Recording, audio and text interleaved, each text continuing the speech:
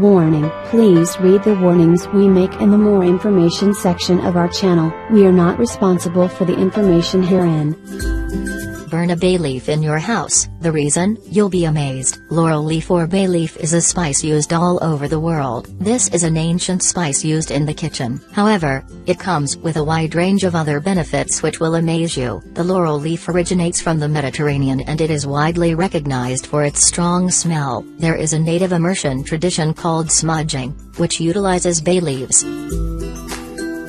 The ancient art of smudging, the Native American practice of smudging, or purifying a room with the smoke of sacred herbs, can help clear negative energy from a space. Hence, herbs are burned to release negative ions, which lead to a more positive mood. In order to practice this ancient art, you should learn which herbs to use. Laurel leaf is the most popular in smudging. If you start practicing this technique, you will enjoy the benefits it provides. Smudging bay leaf can be an excellent remedy for fatigue. You should take one dried bay leaf and place it in a clean container. Make sure you should use a metal tray or any other container that can withstand the flames. Then, light the leaf on fire using a lighter. As the leaf burns, the smoke will fill the room. Stay in the room and breathe in. Make sure you don't inhale the smoke directly. It will relieve fatigue and tension and relax your whole body. Health benefits of smudging bay leaf. This ancient practice provides a wide range of benefits. These are some of the most prominent ones.